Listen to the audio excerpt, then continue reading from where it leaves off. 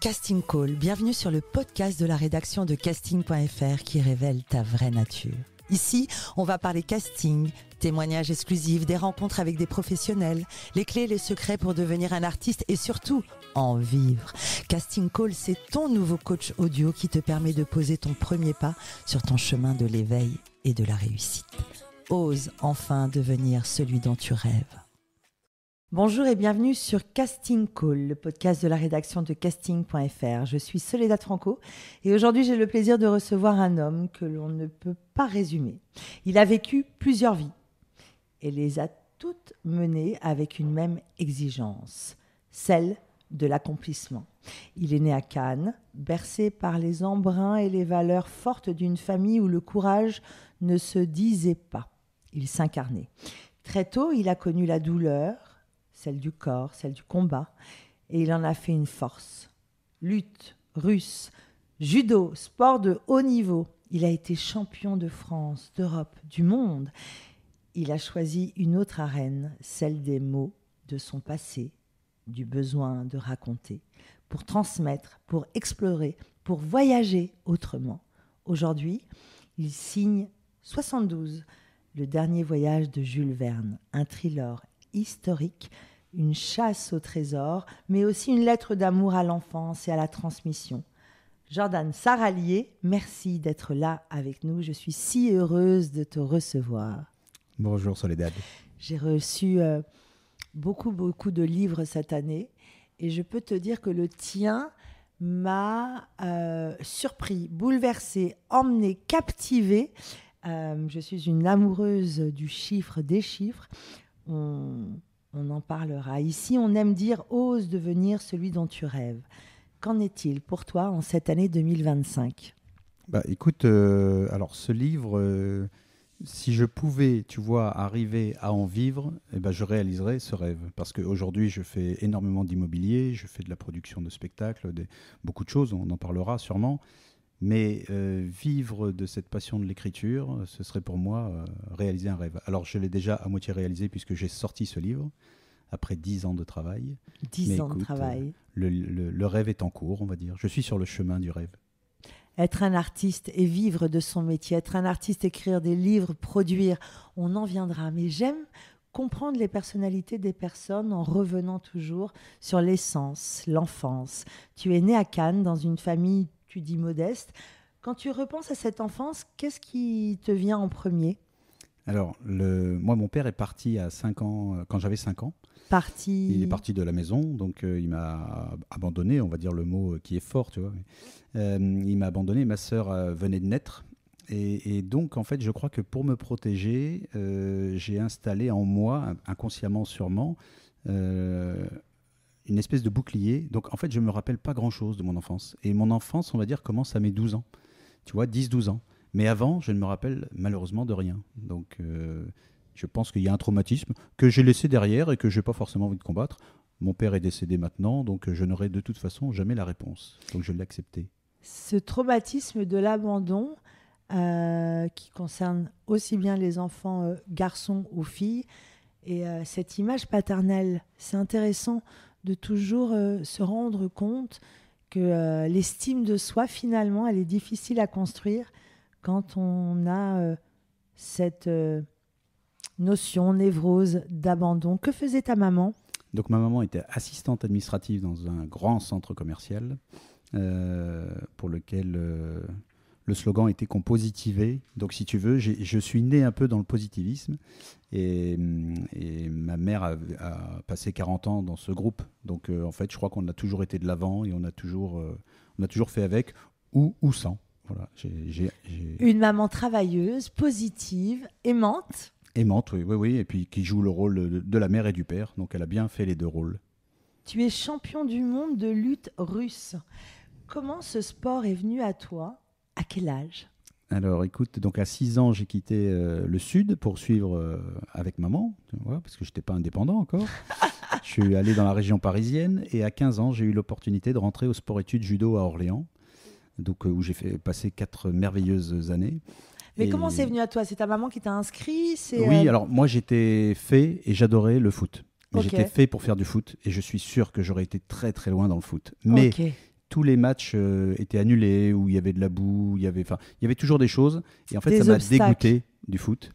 Et je suis arrivé dans un petit village qui s'appelle Villiers-le-Bacle, dans la région parisienne, où la moitié, voire les 3/4 des jeunes faisaient du judo. D'ailleurs, je suis toujours au bureau du club de judo à ce jour, parce que je les soutiens. Multitâche, multifonction, on parlera d'une journée type parce que tu fais 1000 milliards de choses. Ouais. Et je suis donc allé au judo et j'ai adoré ce sport qui rapportait des médailles. Mais là, tu étais tout jeune. J'étais tout jeune, 9 ans. J'ai commencé à 9 ans et à 15 ans, je suis parti en sport-études judo à Orléans. Et pendant le sport-études, on est venu nous démarcher quelqu'un qui faisait du sambo, de la lutte russe, chercher des judokas de haut niveau pour faire ce sport. Donc, parallèlement, j'ai développé aussi ce sport. Et effectivement, en novembre 1995, donc tu vois, ça va faire 30 ans cette année, j'ai décroché le titre. Qu'est-ce que c'est que la lutte russe ? C'est entre le judo et la lutte gréco-romaine. Et c'était l'armée du KGB. L'armée du KGB en fait faisait du sambo. Donc c'est déjà un sport de l'histoire, même dans les choses, comme le sport, mon corps, ma carrière. Justement, ce sport, surtout la lutte, il y a cette notion de dépassement de soi. Qu'est-ce que ça t'a amené ? Quel genre d'enfant étais-tu ? Alors, qu'est-ce que ça m'a amené ? Je vais te répondre à ça avant. Tu vois, au judo ou à la lutte, tu chutes et tu te relèves. Et en fait, tant que tu te relèves une fois de plus que tu chutes, tu n'as aucun problème. Donc, c'est vrai que ça permet effectivement le détachement des problèmes et de tout le temps se relever. Alors, des fois, c'est fatigant parce que même quand tu as des problèmes, tes potes te disent « Ouais, mais toi, tu te relèves toujours. » Ben oui, enfin bon, des fois, ça fatigue quand même. Voilà, mais ça m'a cadré. Pour mon enfance, je pense que j'aurais été un enfant qui aurait mal tourné, honnêtement, parce que sans aussi le père, donc facile de faire autre chose. Et le judo, le sport-études m'a recadré. J'ai retrouvé une famille aussi avec les judokas, parce qu'on était une vingtaine. J'ai trouvé un entraîneur que, clairement, je considérais un peu comme mon papa de substitution. Donc en fait, j'ai retrouvé une famille, un père, sans oublier la mienne, parce que j'ai ma mère et ma sœur. Mais voilà, c'était un cadre. Et puis, tu sais, dans le judo, il y a le code moral, avec des grosses valeurs comme l'amitié, l'honnêteté, le respect. Donc en vrai, quand tu es éduqué avec ça, et d'ailleurs, je pense que ça devrait être éduqué à l'école pour tout le monde. Des piliers solides. Quels étaient tes rêves ? Tu t'imaginais comment grand ? Est-ce que tu rêvais d'un métier ? Alors, oui, tu vois, j'ai vu le film Jerry Maguire et ça a changé ma vie. Je voulais être agent de sportif. Et je me suis dit, mais ça c'est ma vie, je veux être agent de sportif. Et arrivé à 20 ans, donc c'est compliqué parce que j'étais sportif et j'ai pas honte de le dire, quand tu es sportif de haut niveau et que tu es tous les week-ends en compétition, tu es très limité au niveau culture, tu es très limité au niveau relationnel parce qu'en fait, tu es dans ton sport à fond. Parce que finalement, tu avais arrêté tes études. Non, je l'ai continué, tu vois, mais jusqu'en terminale, en fait. Après, le bac. Voilà, le bac. Et après tu t'es mis à fond dans le sport. Après, j'ai arrêté. En fait, le sport, c'était vraiment de 15 ans à 19 ans. Et après, j'ai fait des petits boulots parce qu'en fait, je suis sorti du sport quand j'ai été champion du monde. Après, je me suis blessé en 96 et je me suis retrouvé sans rien. J'étais à la fac de sport, mais un peu perdu. Attends. Champion du monde. C'est-à-dire que champion du monde de la lutte russe. Ouais, mais c'est un sport pas renommé. Même en judo, j'étais sportif de niveau, mais à l'époque, il y avait David Douillet, il n'y en avait qu'un. Tu vois, c'était David Douillet. Comme aujourd'hui, tu as Teddy Riner et quelques-uns, tu vois, qui essayent de percer un peu plus. Mais à l'époque, c'était... moi, mon titre de champion du monde, il m'a rapporté 300 €. Tu vois, bon, c'était 2000 francs à l'époque. À l'époque, il n'y avait pas les sponsors, il n'y avait pas cette carrière possible, enfin une carrière avec cette possibilité d'en vivre. Non, pas du tout. Pas du tout. Donc, en fait, il fallait vraiment faire autre chose. Et quand c'était considéré comme un hobby ? Oui. Ah oui, exactement. Bah oui, on a toujours été tous amateurs. Donc là, quand même, tu rêves d'être agent sportif. Oui, agent sportif parce que j'aimais le contact avec les sportifs et puis ça me plaisait. Enfin, tu vois, j'avais envie de faire ça. Et j'ai découvert le commerce. J'ai bossé 2 ans chez GoSport, tu vois, donc qui m'a fait découvrir le commerce, les gens, et toujours dans le sport. Et je me suis dit, agent de sportif, ça me plairait bien. Est-ce qu'il y a une formation pour ça ? Oui, tu as une formation et puis il faut passer une licence. Et du coup, j'étais pas du tout dans cette énergie, j'avais pas du tout de contact, j'avais rien du tout. Donc, je suis parti ailleurs, dans la finance. Donc, rien à voir. Et la finance, dans la finance ? Dans la finance, c'est ça. Un sportif reconverti. Mais alors, attends, parce que la finance, souvent on entend les études, les traders qui partent à Londres. Qu'est-ce que tu faisais dans la finance ? Je suis rentré dans un gros groupe financier, tout simplement parce que le recruteur, qui s'appelle Philippe Varache, alors il doit avoir 70 ans maintenant, 70 ans, il m'a pris en 1 minute sur mon CV. Il m'a dit, écoute, moi je te prends parce que tu as été champion du monde, donc ça veut dire que tu aimes te battre, et vas-y, prouve-le-moi. Et donc, les rencontres, et c'est toujours la même chose, ces petites graines qu'on va semer qui finalement t'apportent une chance. Mais finalement, ce désir d'être agent sportif, est-ce que tu avais envisagé, est-ce que tu as fait des choses pour le devenir ? Est-ce qu'à un moment tu t'es dit, ok, ça va être mon métier ? Non, parce que en fait, à 20 ans, tu t'es un peu perdu. J'étais tout seul là-dedans. Je connaissais personne. J'avais pas de réseau. Tu parlais d'un réseau tout à l'heure, mais j'avais pas de réseau de relationnel. Et finalement, on était mal orienté. Tu vois, je suis sorti du sport-études. Autant j'étais dans une famille avec un cadre, autant une fois que tu sors, tu es tout seul. Donc, non. Donc là, il fallait que tu vives, ouais. que tu gagnes des sous et tu es allé travailler en tant que commercial. Exactement. Ouais. Grand talent, les commerciaux. Oui, ça apprend beaucoup. Il faut avoir des qualités redoutables qui sont l'intuition. Quoi d'autre ? Savoir s'adapter, l'écoute. Ouais, l'écoute, beaucoup de psychologie, beaucoup de reformulation, et voilà, mais principalement l'écoute. Et ça m'a appris vraiment à écouter les gens. Et ça, c'est important parce qu'aujourd'hui, les gens entendent beaucoup, mais n'écoutent pas beaucoup. Et la communication est le nerf de la guerre. C'est un livre de Jacques Salomé que tu connais. Jacques Salomé, je l'ai lu beaucoup. Si je m'écoutais, je m'entendrais, ouais. ou un truc comme ça. Ouais. C'est la différence entre entendre et écouter. Ouais. Donc là, tu démarres. Alors, ce qui est rigolo, c'est que ta maman, elle travaillait déjà dans les centres commerciaux. Oui. Et tu reviens au commerce. Comme quoi, c'est l'environnement toujours. Donc là, tu démarres un travail en tant que commercial. Commercial dans la finance. Ça me plaît beaucoup. Donc, ils me font passer un diplôme, pour le coup, un bac+5 que j'ai en 1 an. Parce que moi, qui ai toujours été mauvais aux études, une fois qu'on comprend à quoi ça sert et une fois qu'on fait ce qu'on aime, on y arrive finalement. Enquêter, rechercher, comprendre, aller chercher l'information. C'est ça. On le retrouvera dans le livre d'ailleurs. Enquêter, rechercher, comprendre. Et du coup, je passe ce diplôme et je m'installe à mon compte. Donc là, on était en 2000. En 2000, je suis embauché. En 2002, je passe le diplôme que j'obtiens en 2003. Et en 2005, je pars me mettre à mon compte. Et donc, depuis 2005, je suis à mon compte depuis 20 ans, en fait.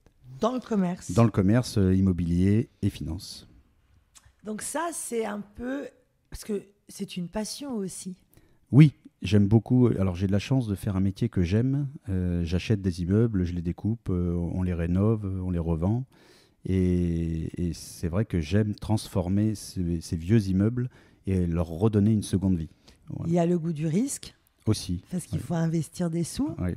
Il faut se challenger. Il faut se dépasser. Le chemin du sport t'a amené à justement ce travail en tant que travail dans l'immobilier, mais aussi être un auteur de livres. Mais c'est un écart extraordinaire. Comment tu relis le combat physique à l'écriture ? Est-ce qu'il y a un lien ou pas nécessairement ? Alors, écoute, je vais te dire l'origine. En fait, comme j'ai eu ce titre de champion du monde, on m'a donné l'occasion de faire Fort Boyard. Et il y avait des énigmes à trouver à Fort Boyard. Et j'ai été chercher un livre d'énigmes qui n'existait pas. Et du coup, je me suis dit, tiens, on pourrait écrire un livre d'énigmes. Donc, ce que j'ai fait en 2007, j'ai sorti un livre d'énigmes qui s'appelle 1001 énigmes. Que j'ai entre les mains. Et j'ai adoré, ça m'a plu. Je l'ai fait au profit d'une association qui s'appelait Nevus 2000. Et donc, en fait, c'est vrai que le sport donne la persévérance, l'exigence, le travail. Et on y va. Et surtout, on y va jusqu'au bout. J'ai mis 7 ans pour le sortir, mais c'est pas grave. Et j'ai compris en même temps, ce que je n'aimais pas à l'école, c'était qu'on me donne des devoirs pour le lendemain. Parce qu'en fait, je crois que je suis quelqu'un qui travaille. Mais si j'ai pas de contraintes, on va dire, dans le temps, en fait, on peut tout faire. Voilà. Le problème, je pense, de l'école, c'est que souvent, on nous met des contraintes et finalement, on nous limite à ça. Donc après, le sport, le sport et l'écriture. Alors, moi, quand j'étais sportif, on m'a toujours dit que... de toute façon, j'étais nul en français et on m'a toujours dit que je n'arriverais jamais à rien et que voilà. Ces mots qui sont des lames. Ouais, des lames. Alors, soit des lames, soit justement des motivations. Ça dépend du caractère. Ça dépend du caractère. Pour certains, tu peux être laminé par ces lames, Ouais. et d'autres, ça réveille quelque chose Ouais. de l'ordre du dépassement. L'association Naevus, c'est comme ça Ouais. que ça se Nevus. prononce, Naevus. C'est une association qui a pour but d'aider les enfants atteints de maladies orphelines. Oui, c'est des mélanomes, des gros grains de beauté. Voilà. Donc j'ai soutenu cette association-là avec ce livre aussi. J'ai fait de très très belles rencontres. Il y avait beaucoup de sportifs de haut niveau. Eric Sansen qui était champion du monde de karaté, Hugues Richard qui était champion du monde de VTT. Et en fait, on s'est retrouvés entre nous et on a fondé aussi cette petite famille. Je crois que le fait de ne pas avoir eu de papa, j'ai toujours cherché une famille ailleurs. Je suis un homme de réseau et j'ai besoin de ça. Donc, Et une personne qui a toujours le besoin de faire penser ce livre dont tu parles, Les 1001 énigmes pour comprendre en s'amusant, nous permet de raisonner différemment, d'apporter des réponses à certaines questions. C'est intéressant parce que tu ne cesses de dire j'étais pas bon à l'école, les sportifs étaient limités, c'est un peu ce que tu dis. oui, tout à fait. Et finalement, tu deviens auteur en gardant ce pied, j'imagine, pour une sorte de sécurité, même si maintenant, ça doit te plaire, ce jeu-là d'immobilier, parce que c'est jouer au Monopoly. On va parler de ton livre, 72, Le dernier voyage de Jules Verne. Jules Verne. Dis-moi un mot sur Jules Verne. Je viens de voir à l'Hôtel des Grands Rêves un retour sur toute son histoire. Quel homme. Oui, tout à fait. Jules Verne, c'est vrai que c'est un des auteurs les plus lus au monde. Ma maman m'a lu Le Tour du monde en 80 jours quand j'étais petit, tu vois, le soir pour m'endormir. Donc forcément, je suis né, on va dire, avec Jules Verne. Et quand j'ai eu cette idée de faire un livre, en fait, je suis fan de tout ce qui est Benjamin Gates, Da Vinci Code, La Dernière Croisade, Indiana Jones. Les énigmes. Et les énigmes. L'histoire. Voilà, toujours. Les Voilà. enquêtes. Les enquêtes. Et donc, je me suis dit, j'aimerais faire un roman, alors sans savoir ce que ça allait demander comme travail. Mais de toute façon, je pense que si je l'avais su, je ne l'aurais pas fait. Donc, il valait mieux pas le savoir. Quoique, avec ton esprit le sportif et challengeant, tu l'aurais fait. Peut-être. Et donc en fait, je suis parti sur Jules Verne parce que je me suis dit, si je fais un livre sur Jules Verne, tout le monde connaîtra. Donc peut-être que les gens auront envie de lire. Et donc ce roman, c'est une rencontre entre Jules Verne et Gustave Eiffel, que le monde entier connaît aussi, qui cache le trésor des Templiers. Et pourquoi ? Parce que je trouve ça fantastique, les Templiers, c'est-à-dire qu'ils ont vécu 200 ans, et on en parle encore aujourd'hui, c'est-à-dire 1000 ans après, ils sont toujours présents, et dès qu'il y a un Paris Match qui sort avec les Templiers ou un autre magazine, ça fait la une, et ça marche, en fait, et les gens s'interrogent encore. Donc j'ai voulu, et comme c'est une énigme et qu'on n'a pas la solution des Templiers, j'ai voulu l'apporter, c'est-à-dire j'ai voulu apporter la réponse du trésor des Templiers. Qu'est-ce que c'est que ce trésor et où il est caché ? Alors évidemment, c'est une fiction, mais voilà. Ce qui est intéressant, c'est que tu me racontais en off que au fur et à mesure où tu avançais dans l'écriture, tu imaginais des choses et finalement, ça devenait vrai. Mais c'est ça. En fait, je suis parti sur ce nombre 72 et je me suis dit, en fait, quand on dit 72 aux gens, ça évoque rien du tout. Voilà. Et en vrai, je me suis aperçu après mes recherches que, en fait, ce 72, il est partout dans notre histoire, et dans la nôtre et dans celle de l'univers, mais vraiment partout. Et c'est assez fantastique. Et quand j'ai recherché tout ça et quand on lit le livre, on se dit, mais comment on ne peut pas connaître ce 72 ? Donc, j'ai inventé des choses. À un moment, par exemple, je me dis, tiens, ce serait bien, sans parler de Léonard de Vinci, parce que Da Vinci Code l'a déjà fait, mais je dis, ce serait bien qu'il y ait quand même un rapport entre le 72 et Léonard de Vinci. Et donc, je voulais en inventer un, et en fait, j'ai vu qu'il existait. Voilà. Et c'est assez fantastique. Donc, Jules Verne est concerné par le 72, Gustave Eiffel est concerné par le 72, Léonard de Vinci aussi, et l'Égypte aussi, alors sans dévoiler des choses, mais je vais donner 2-3 exemples.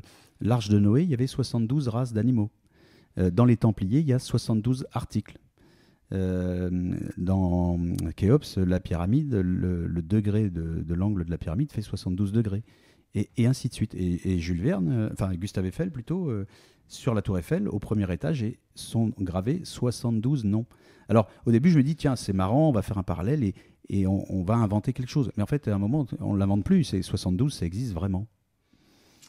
C'est à la fois un chiffre, une énigme et une promesse de vérité. Cette question est dangereusement compliquée, mais je la tente. C'est quoi cette promesse de vérité? Oui, c'est vrai. Tu sais, je suis fan de la caverne de Platon. Je me suis beaucoup intéressé à la philosophie. Et la caverne de Platon, c'est ces gens qui sont à l'intérieur, et une fois qu'ils sont à l'extérieur, ils ne peuvent plus retourner à l'intérieur. Et c'est dangereux parce qu'on a tous des amis qui sont dans la caverne qu'on a envie de sortir. Et donc finalement, une fois qu'ils sont sortis, ça va. Mais s'ils n'étaient pas prêts à sortir, ça peut être dangereux. Et ce livre, c'est un peu ça. C'est de dire, ben, venez chercher avec moi, venez découvrir avec moi ce nombre 72. Et finalement, ce qui se passe dans l'univers, ce qu'il y a dans le monde, et aller plus loin que votre cadre, dépasser votre environnement, et peut-être ouvrir les yeux et aller voir ailleurs ce qui se passe. Et donc c'est un éveil, effectivement, ce livre. J'ai la prétention peut-être de dire, peut-être que ça peut changer les gens. Voilà. Moi, j'ai envie qu'après ce livre, on se dise, waouh, j'ai découvert un truc, je vais aller relire les œuvres de Jules Verne, je vais aller découvrir un peu plus Gustave Eiffel. On sait tous que Gustave Eiffel a fait la tour Eiffel, mais il a fait aussi 15 ans d'aérodynamisme. Et ça, personne ne le sait, par exemple. Pas grand monde. Donc, voilà, j'ai vraiment envie de pousser les gens à aller découvrir, à aller chercher.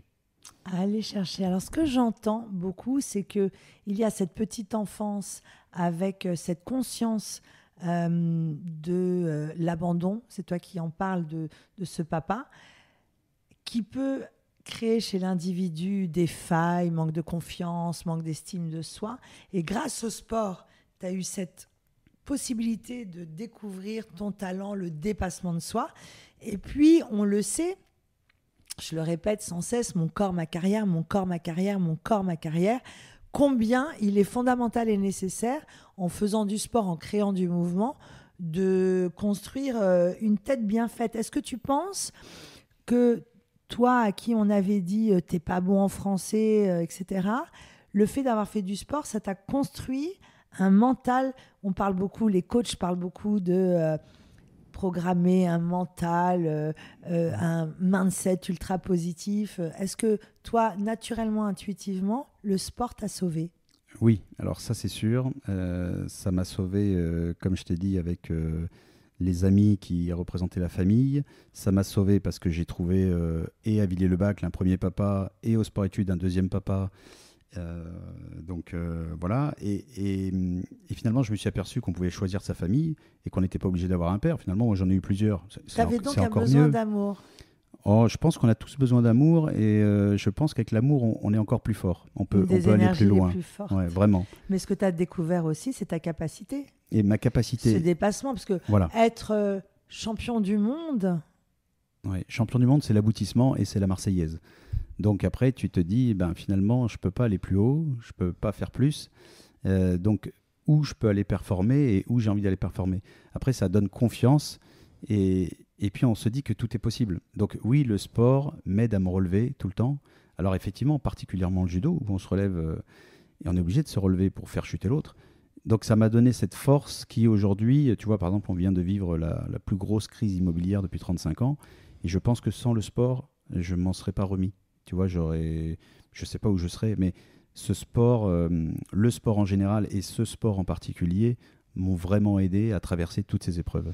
Les carrières artistiques, les carrières professionnelles et la vie tout simplement sont faits en dents de scie. Ça monte, ça descend, on crée, on perd, on reprend. C'est l'intention de ce podcast qui s'adresse surtout aux artistes, c'est d'identifier son objectif et trouver les ressources pour dépasser justement ces obstacles. Dans ton livre, ce n'est pas seulement un secret qu'on cherche, c'est une voix qu'on tente de réentendre, celle d'un grand-père, d'un auteur peut-être même de l'enfance. Ce livre, c'est peut-être une manière pour toi de réparer un lien ou de prolonger quelque chose qui aurait pu se perdre. À qui tu pensais en écrivant ce livre? À Jules Verne? Alors, j'ai pensé à beaucoup de gens parce que, tu vois, après mon coach en sport-études que je considère comme mon père, je suis parti donc dans cette grande entreprise et j'ai découvert un autre papa qui est aujourd'hui, qui m'accompagne depuis maintenant 30 ans, enfin 25 ans, qui s'appelle Roger.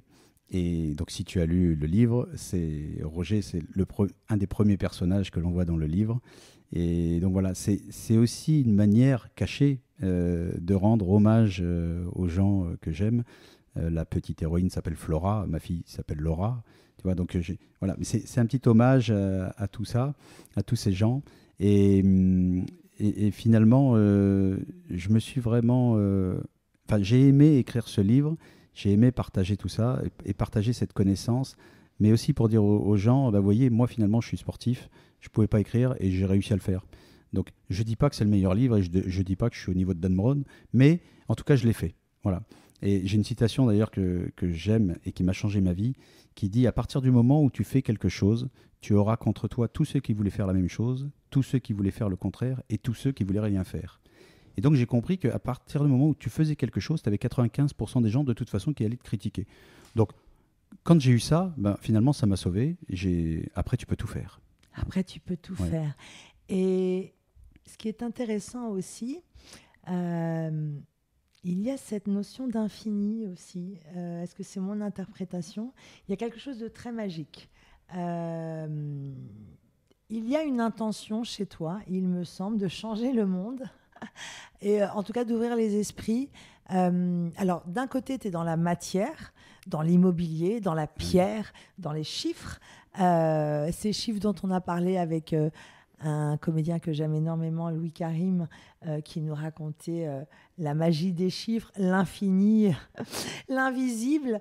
Qu'en est-il pour toi de tes croyances? Est-ce que tu es une personne connectée spirituellement? Qu'en est-il? Je crois que c'est Saint-Exupéry qui disait qu'on était un rêveur avec les pieds sur terre et la tête dans la lune. Et je crois que je suis comme ça. Je suis connecté à l'univers, ça j'y crois vraiment. Voilà, si tu me demandes, je pense qu'on peut faire changer les choses en y pensant vraiment et en le voulant vraiment. Et donc oui, je crois à ça. Je crois qu'il y a une puissance qui existe et sur laquelle on peut agir. Voilà. Je ne crois pas à la chance, je crois au destin. Mais je crois aussi que l'on peut se faire son destin. Voilà. Mais je ne crois pas du tout à la chance et au hasard. Je crois à la valeur travail.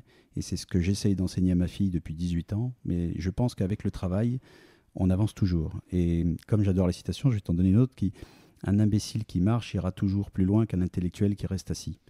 Et je pense que ou en tout cas j'étais cet imbécile qui marchait et qui continue de marcher et qui avance. Et quand on était sportif, tu vois, on nous a enseigné à être numéro 1. Donc en fait, c'était l'objectif, c'était le résultat final qui comptait. Et un jour, j'ai rencontré une amie qui m'a dit: mais tu sais, c'est le chemin qui est plus important que l'arrivée. Et je disais: mais non, non, non, c'est vraiment l'objectif. On s'en fout, peu importe le chemin, tant qu'on est premier, on est premier. Et en fait, elle avait raison. Je l'ai découvert après, voilà, depuis des années. Mais c'est ce chemin de vie qui est très intéressant. Et puis après, il y a l'aboutissement. Mais c'est le chemin qui fait la vie. Quand on a cette inspiration, qu'on a cette envie, cette idée d'écrire un livre, 72, le dernier voyage de Jules Verne, ça t'a pris, je crois, 7 ans, c'est ça? 10 ans même. 7 ans, c'était le premier sur Les Mille et une énigmes. Et 10 ans, alors 10 ans évidemment, j'ai pas écrit pendant 10 ans. J'ai un métier à côté, j'ai des occupations, comme tu le disais. Donc, non, tous les ans, pendant une semaine, je me bloquais une semaine pendant mes vacances où j'écrivais de 8h à 20h, tous les jours. Voilà. C'est une discipline. J'étais tout seul, je partais une semaine loin. Et pendant une semaine, j'écrivais de 8h à 20h. C'est une passion, c'est un plaisir. Le plaisir, c'était pas l'écriture, c'était la recherche. La recherche. Tu vois, la recherche. J'ai cherché pendant 3 ans. On a chez toi cette notion de dépassement de soi, enquêter, aller chercher et y arriver. C'est dans ton ADN. Ouais, je crois qu'en fait, il y a une frustration tu sais, quand tu fais du sport, tu fais que ça. Et j'avais lu un reportage avec Laure Manodou qui disait: mais en fait, moi, j'ai nagé 8 heures par jour. Et quand elle a arrêté de nager, elle a découvert la vie, le cinéma, les hommes, enfin, tout ce que l'on veut. Et en fait, moi, c'est ça. C'est-à-dire que maintenant, on a envie de bouffer la vie et donc de rechercher. Et donc, j'ai lu 50 livres de Jules Verne, j'ai lu Gustave Eiffel, j'ai lu Les Templiers. Et en fait, j'ai voulu voir ce que je pouvais en faire et comment le modifier, comment trouver des choses dedans que je pouvais modifier, et après les gens doutent, est-ce que c'est vrai, est-ce que c'est faux? Tu sais, un peu à la Da Vinci Code, où quand on a fini, on se dit, mais c'est vrai ou c'est faux? Et on a envie d'aller chercher, quoi. Voilà. Est-ce qu'aujourd'hui, on peut vivre de son métier en tant qu'auteur? Écrire des livres, ça rapporte? Alors, moi, non, mais par contre, d'autres, oui. J'étais avec Laurent Gounel il y a un mois, tu vois, je suis allé le voir à une conférence et j'ai eu la chance d'aller discuter avec lui à la fin, et lui en vit très bien.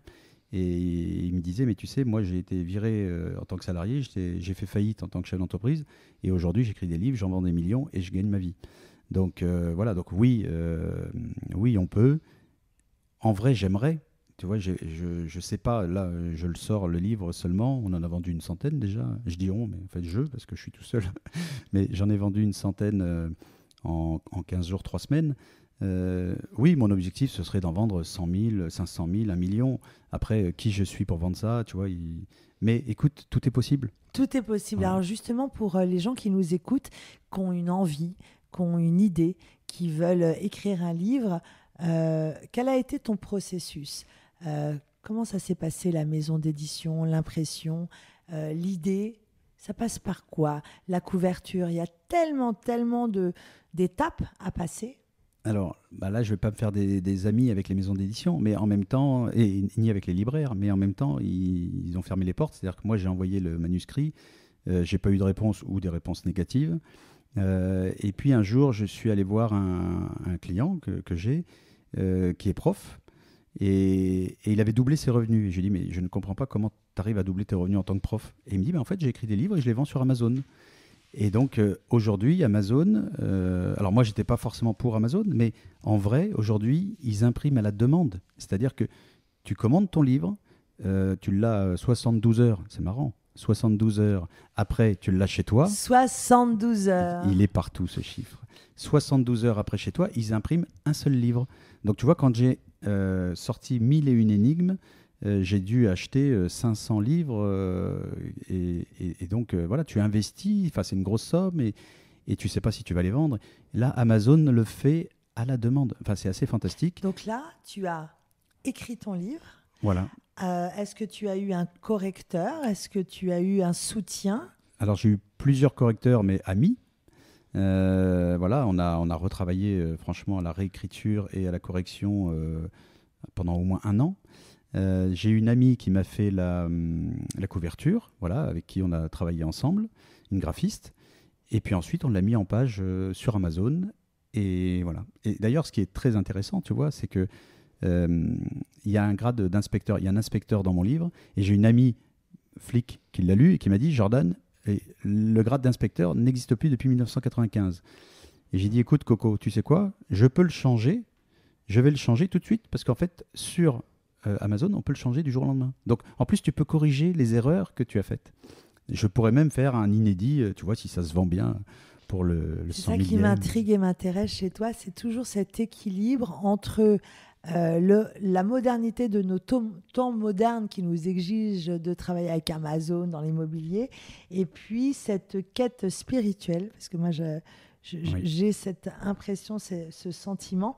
Mais cette quête spirituelle, comme je dis toujours, il me semble que ça peut s'obtenir avec une sorte de volonté drastique et exigeante, celle-là même que les sportifs ont. Raconte-moi une journée type. Quel genre de vie tu as? Est-ce que tu es quelqu'un qui boit de l'alcool, qui fume, ou qui est vraiment dans une routine régulière? Raconte-moi une journée type. Alors, une journée type, je me réveille à 6h30. À 7h, je suis au bureau. J'ai de la chance d'être à 5 minutes à pied de mon domicile. Donc, de 7h à 9h, je lis les mails, je réponds à tout, et j'ai personne au bureau parce que j'ai personne et personne ne m'appelle. Je suis au calme. Donc, ça, c'est parfait. De 7h à 9h, en vrai, je fais une journée complète. En 2 heures, tu fais vraiment ta journée complète. Ultra productif. Exactement. Organisé, donc. Organisé. Ah ouais, ça, c'est obligatoire. Et à 9h, mes salariés arrivent, donc dans l'immobilier. Et donc là, tu ne t'appartiens plus, tu appartiens finalement à tes salariés et à tous les coups de fil que tu vas recevoir dans la journée. Mais alors, mon téléphone peut sonner à 9h10 pour la production de cinéma, à 9h20 pour vendre un bien immobilier, à 9h30 pour quelqu'un qui veut acheter un livre, à 9h40 pour un autre sport ou une association, et ainsi de suite. Donc, en fait, j'ai pas de journée type.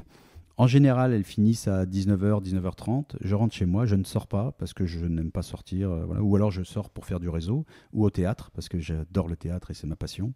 Mais encore une fois, je sors pour apprendre.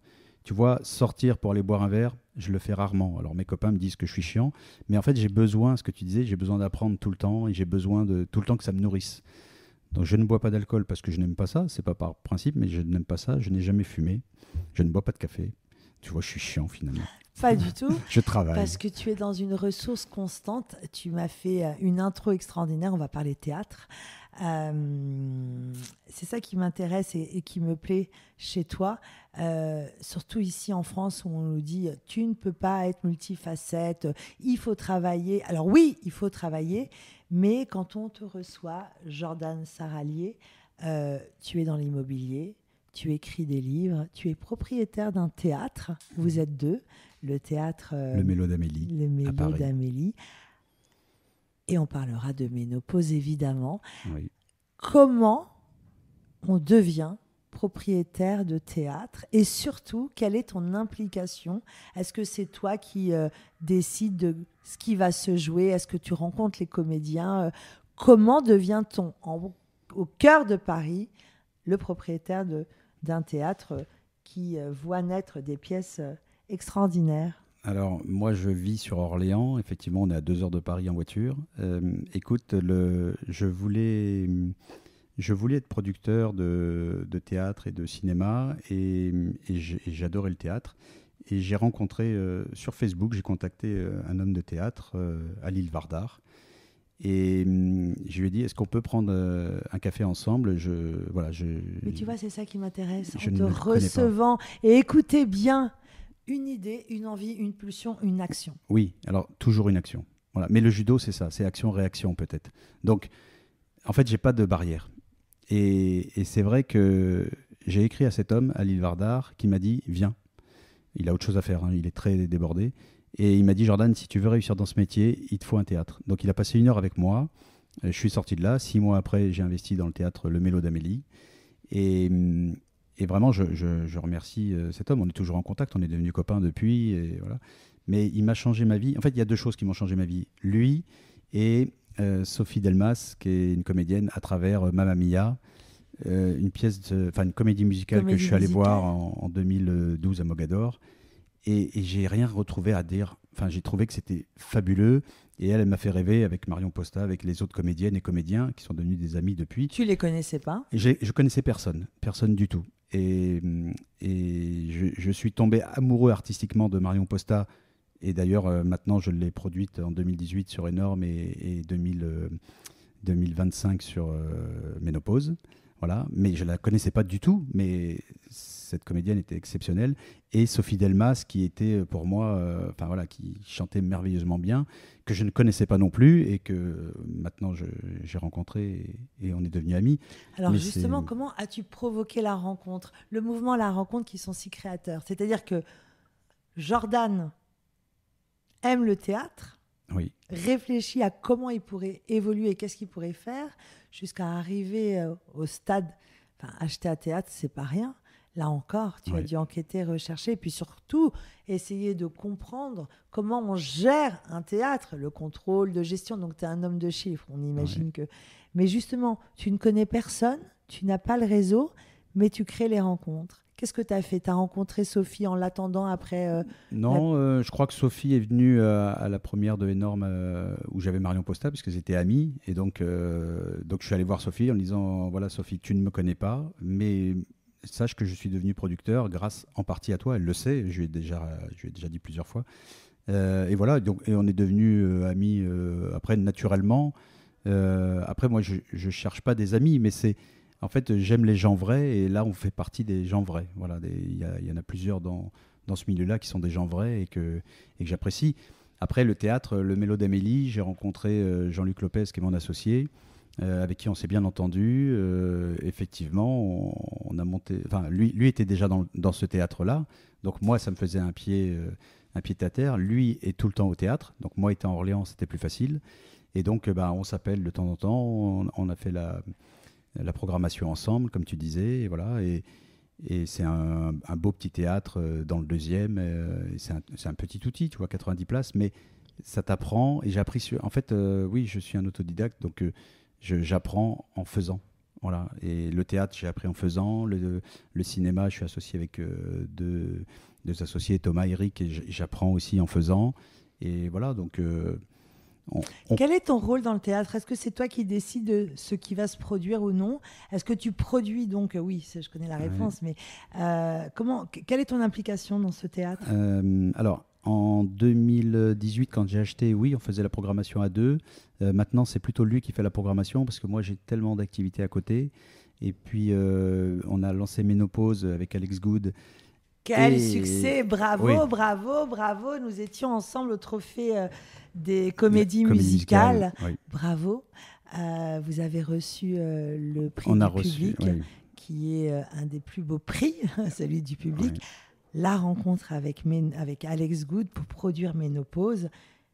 Ménopause qui va arriver au cinéma.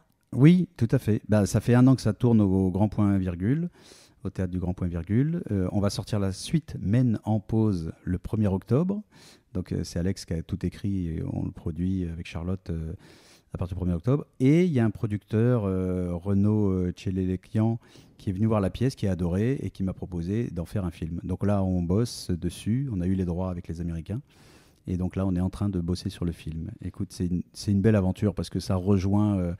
tu vois, tu disais tout à l'heure, en France, on ne peut pas faire plusieurs choses, on est dans des cases. Écoute, un jour, j'ai reçu, pour l'anecdote, une banquière. Et donc, la banquière me dit, mais Jordan, on ne comprend rien. Vous faites de l'immobilier, vous faites du cinéma, vous faites du théâtre. En fait, vous faites un peu tout et n'importe quoi. Et je lui ai dit, mais Bouygues, il fait de la télé, il fait de l'immobilier, il fait des téléphones. Et elle me dit, mais vous vous prenez pour Bouygues? Je fais, en fait, je suis un tout petit Bouygues, mais et pourquoi pas? Et donc, en France, on n'a pas le droit de faire plusieurs choses. Comme quoi, on peut faire plusieurs choses, on peut y arriver. Et voilà, et moi, c'est ce que j'aime, casser les codes. Raconte-nous la rencontre avec Alex Good. Alex Good, c'était en 2018, quand j'ai fait Énorme, la comédie musicale Énorme. Et finalement, on s'est rencontrés, on s'est appréciés. Et du coup, en fait, on a produit Adrien, qui était un comédien. Et donc, on s'est vraiment apprécié. C'est quelqu'un de bien. Et il m'a rappelé, on est resté en contact. Et il m'a rappelé en 2024 pour que l'on produise Ménopause ensemble. Raconte-moi le métier de producteur. On a reçu ici Clément Miseré, Radar Film, qui est un monsieur qui produit, j'imagine, tu dois le connaître. C'est vrai que là, tu vas faire rêver les artistes qui nous écoutent. C'est quoi le métier de producteur cinéma? Alors, producteur cinéma ou producteur théâtre, ça va être, on va tout faire de A à Z. C'est-à-dire qu'on va recevoir un scénario, que ce soit au théâtre ou au cinéma, on le lit, on peut le corriger avec l'auteur, et puis ensuite, on regarde comment on peut le mettre en place. Quel budget? Donc après, on va aller chercher le budget. Pour le cinéma, on va aller chercher un distributeur. Pour le théâtre, on va aller chercher un théâtre, un metteur en scène si ce n'est pas l'auteur, et ainsi de suite. Et on va faire le casting avec eux, et puis on va organiser tout le tournage. Donc le métier de producteur, finalement, il fait tout de A à Z. C'est passionnant, on rencontre des gens phénoménaux, on vit des aventures. Voilà, c'est toujours pareil, c'est encore une famille. Pendant un tournage, pendant une pièce. La Ménopause, ça fait 1 an que l'on vit. On a fait 240 représentations, je crois. C'est un succès fou. Ouais, dingue. et puis j'ai 8 comédiennes. C'est des amours. Et en vrai, c'est cette énergie qu'elle donne tous les soirs. Et que moi, j'ai dû voir la pièce 120 ou 130 fois, tu vois, sur les 230. Et c'est toujours un plaisir. Et c'est un plaisir de bosser avec elle. Donc voilà, et je fais ce métier-là pour du plaisir. Donc à partir du moment où j'en prends pas, je change. Et comme quoi la vie est magique. Et on a reçu Alex Good et je lui ai dit, je ne vais pas te poser la question que tout le monde te pose. Comment un homme a eu l'idée d'écrire sur la ménopause ? Voilà, surtout qu'il ne se cache pas de son homosexualité. Donc on se dit, encore moins. Et puis vous avez pris des comédiennes exceptionnelles et talentueuses parce qu'elles portent le texte. Alors, il y en a 8, mais moi, j'ai vu 4. Oui. Mais elles sont divines. Ce pas des grandes célébrités. Elles vivent de leur métier, elles ont leur nom. Mais vous avez choisi des personnalités singulières. Vous n'avez pas pris des femmes, des comédiennes à grande notoriété, parce que c'est ce qui se passe actuellement. D'ailleurs, dans le cinéma, malheureusement, c'est ce qui se passe. Souvent, on prend des gens qui ont telle et telle audience. Et ça marche. D'après toi, tes succès, parce qu'on va parler de tes succès, c'est ça qui me plaît, c'est champion du monde, et puis dans l'immobilier, les dents de scie, mais la production, ce théâtre qui vit et qui existe depuis fort longtemps, Ménopause qui est un véritable succès. Là, on attend Ménopause. Ça va sortir, j'ai vu passer le casting. C'est quoi, c'est septembre, octobre 1er octobre.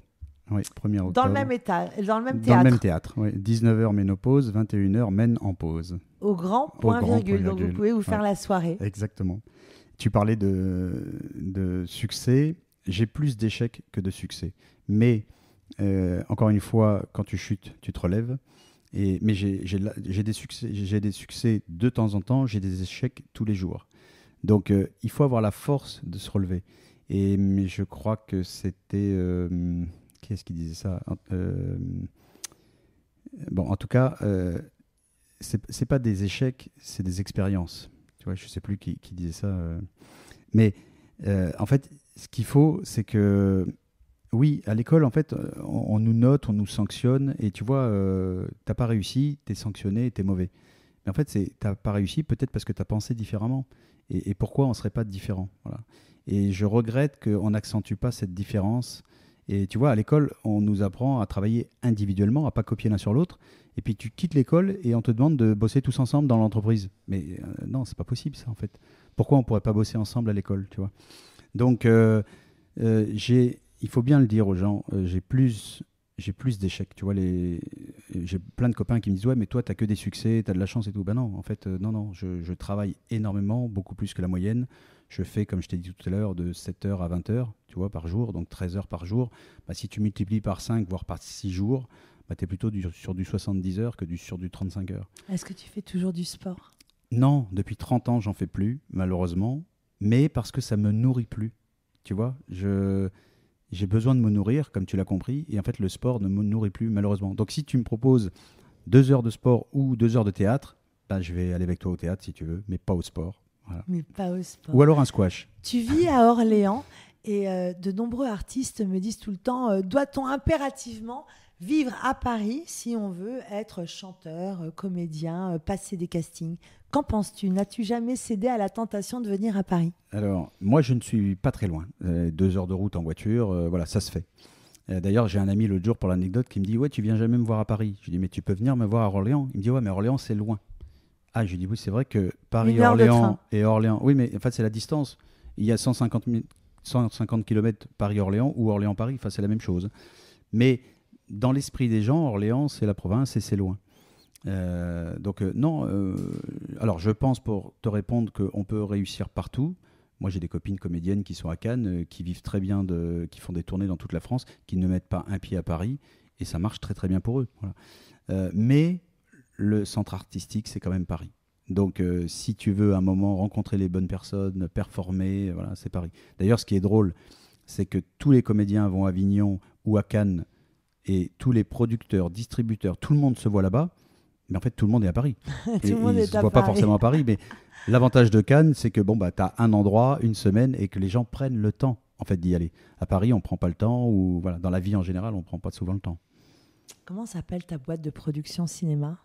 Alors, June Entertainment et la boîte de prod de théâtre Tic Tac Productions. Voilà, on est 3 associés sur le cinéma, Thomas Lubot, Éric Gendarme et moi. Et puis, sur Tic Tac Productions, il y a Charlotte et moi.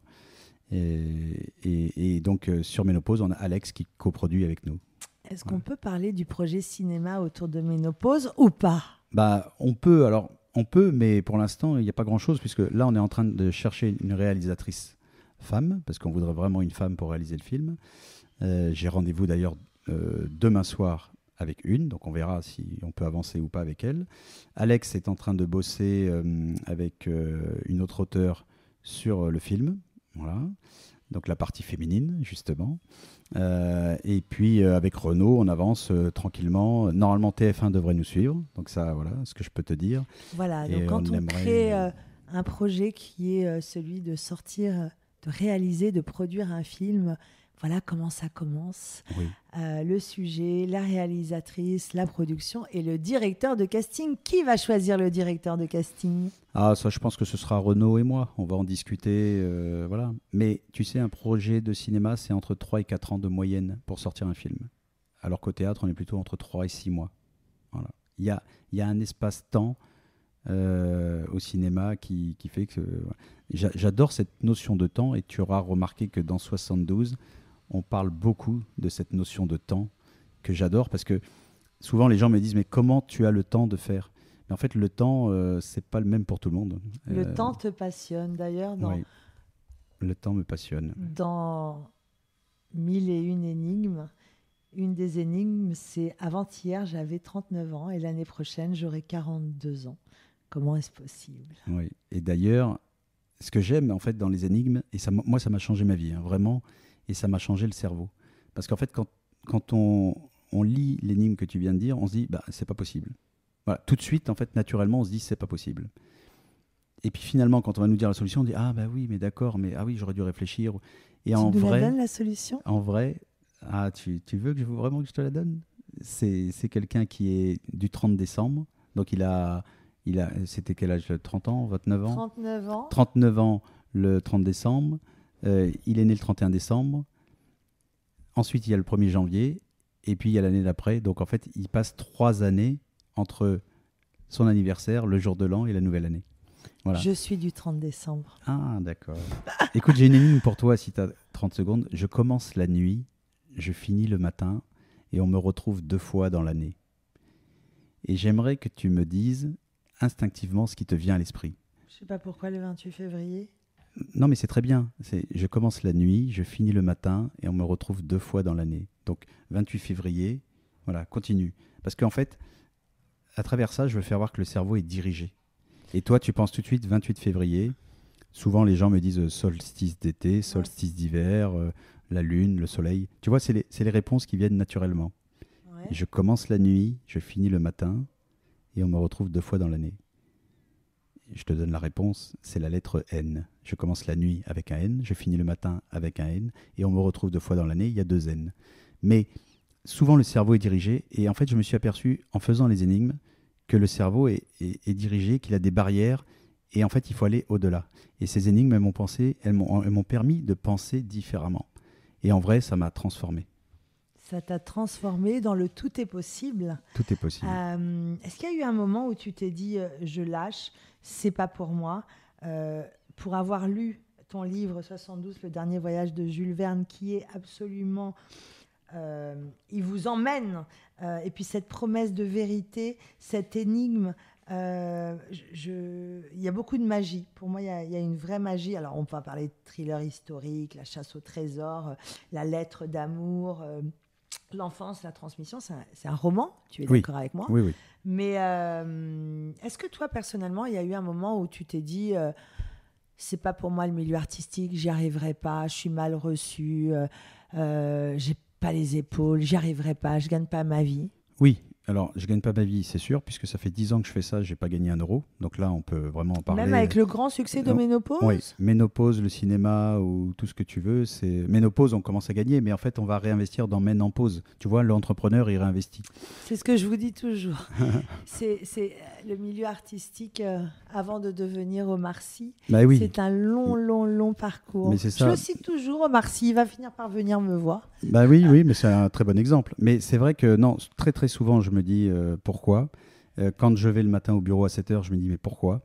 Et donc, je pense que je me le dis tous les matins. Et puis finalement, on avance et ça nous plaît et on repart sur un projet Et voilà, et Parce c'est que la quand vie. on entend producteur, on se dit waouh, producteur. Voilà. Mais effectivement, ici, on a reçu Damien Nougared, le producteur de Chantal Goya, etc.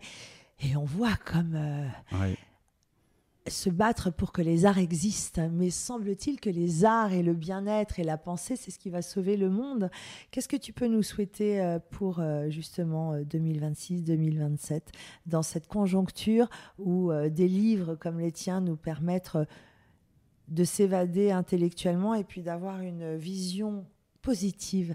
J'en reviens à cette positivité qui a été transmise par ta maman.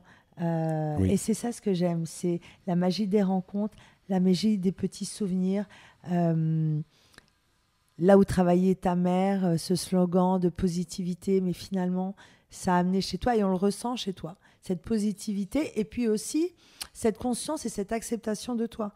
C'est-à-dire qu'un grand sportif me dit bah non, ça fait 30 ans que je fais pas de sport, je préfère le théâtre. Oui, c'est vrai. C'est-à-dire qu'il y a quelque chose chez toi qui est du non-renoncement et de l'acceptation. Qu'est-ce que tu peux souhaiter pour les années à venir, les arts dont on parle tant et qui, semble-t-il, sont en danger avec la venue de l'intelligence artificielle, etc. Oui, bah écoute, moi je souhaiterais, tu vois, que les gens éteignent les télés, éteignent les radios, parce qu'en fait, tu as 99% de négatifs.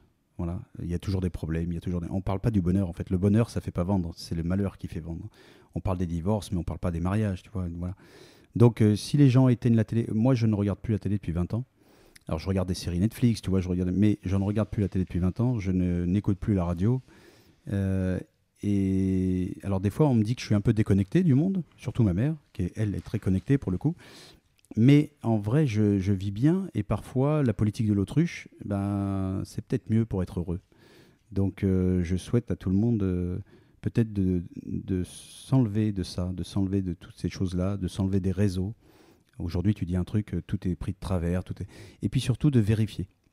Parce qu'aujourd'hui, avec, tu le disais, les réseaux ou l'intelligence artificielle, on peut tellement trafiquer les choses ou prendre une phrase qui n'a rien à voir avec... Et finalement, bah, vérifier, arrêter de juger. Tu vois, on est jugé en permanence. Voilà. Arrêter de juger. Et puis, tu parlais de l'amour, ça fait un peu cucu ce que je veux dire, mais aimez-vous les uns les autres, tu vois. Et finalement, voilà. Moi, j'ai eu l'amour d'une mère, j'ai eu l'amour d'une femme, j'ai l'amour d'une sœur, j'ai l'amour des amis. Et bah, l'amour, ça aide. Et le travail, tu vois. Amour et travail. Et le travail, 72, le dernier voyage de Jules Verne. En fait, il y a tellement de choses à dire dans ton actualité. Ce livre, évidemment, le dernier voyage de Jules Verne, Ménopause, ton théâtre. Quelle est la plus belle rencontre qui a été un déclic pour toi, qui t'a renforcé dans voilà, cette évolution Ouais. pour devenir celui que tu es Alors, aujourd'hui? la plus belle rencontre, c'est dur de limiter les rencontres, mais j'ai eu mon entraîneur du sport-études qui m'a forcément changé ma vie, Franck Vulminet. J'ai eu ce fameux Philippe Varage qui m'a fait grandir à travers l'entreprise. J'ai eu Roger qui est devenu mon papa spirituel et qui l'est depuis 25 ans et qu'un homme extraordinaire. Et puis j'ai eu une rencontre avec une femme qui s'appelle Lucie qui m'a fait découvrir. J'avais jamais lu un livre moi jusqu'à mes 30 ans. J'ai passé le bac littéraire sans lire un livre parce que ancien sportif. Et elle m'a dit, tu sais Jordan, il y a deux choses pour la lecture. Premièrement, tu as le droit de commencer un livre et de ne pas le finir.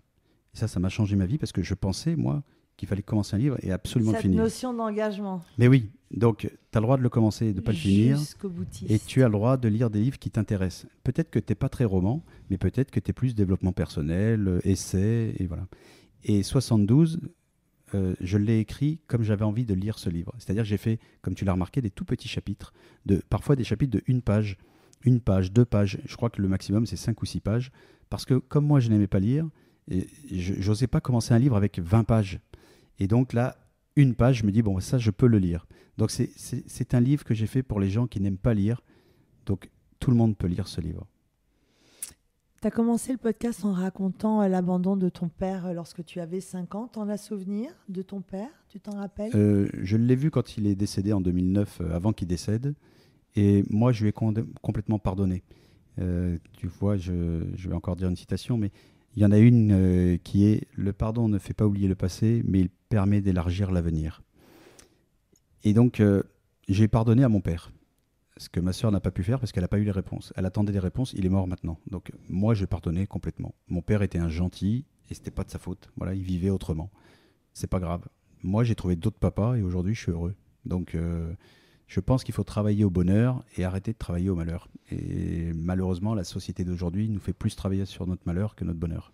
Qu'est-ce que tu dirais à ce petit garçon, Jordan Saralier, ce petit garçon de 5 ans? Qu'est-ce que tu lui dirais pour la suite? Je lui dirais, écoute, que malgré, tu vois, mon métier que j'aime, l'immobilier, et Roger que j'ai rencontré, et tous ces gens fabuleux, je lui dirais quand même, quitte le sport à 20 ans et va directement dans le milieu artistique. Parce que je m'aperçois que c'est vraiment là que je vis encore plus, tu vois. Quand je suis au théâtre, quand je suis au cinéma, quand je discute avec des comédiens, des comédiennes, je me sens vivre vraiment de l'intérieur. Donc, je me dirais, tape aux portes et vas-y, fonce là-dedans. Je te rappelle que tu voulais être agent de sportif. Oui. Alors, on va terminer sur cette question. Est-ce que Jordan Saralier, un jour, deviendra agent d'artiste? Écoute, la vie n'est pas finie, donc on peut être surpris. Et pourquoi pas? Merci Jordan. Lisez son livre 72, Le dernier voyage de Jules Verne. On se retrouve au théâtre avec Ménopause, le théâtre d'Amélie Mello. Ouais. Merci et à très bientôt. Merci Soledad. Je me suis émue, voilà, comme chaque fois. Ça m'émeut. C'était beau. Bon, bah oui. On a fait combien de temps ?